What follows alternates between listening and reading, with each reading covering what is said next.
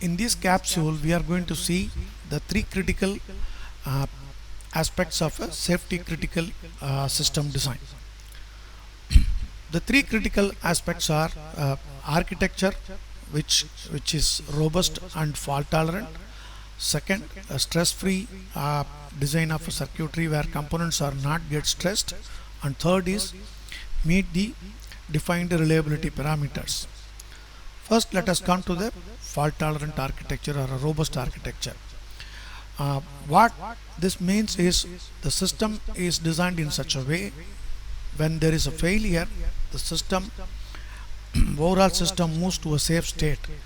How this is achieved is by way of two typical architectures. The first architecture is called as Konman architecture or control and monitor architecture. In this architecture, the system processor actually runs the overall software, while there is a smaller controller which is called as monitoring controller, monitors the proper working of the main controller, and in case of a failure or a discrepancy, the monitoring processor effectively increases the alarm and moves the system to a safe state.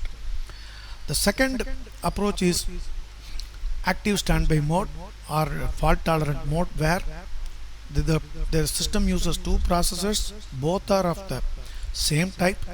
However, the software is implemented in such a way that one processor is always running the system, the other one is in standby.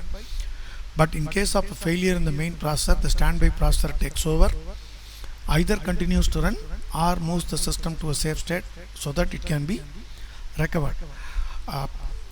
Hard standby architecture is fairly complex in terms of hardware and software. Only highly critical systems are normally implemented with this architecture. Then the second aspect is how do you select components, how do you design components in such a way if they are not stressed or they are not pushed to the extremes of the parameters during the normal operation. Typically, this is achieved by selecting the parameters of the component which is much higher than the actual working parameters needed. For example, if the transistor has to work at 100 volts, you choose a part which can handle 200 volts so that it always operates in the safe area.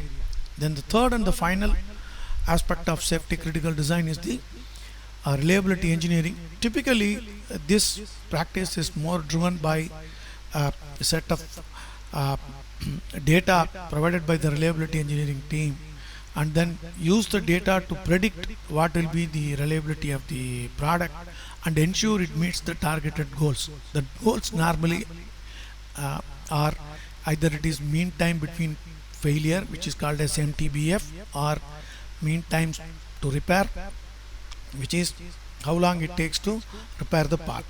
So if these three aspects are addressed, the system can be safely architected and designed.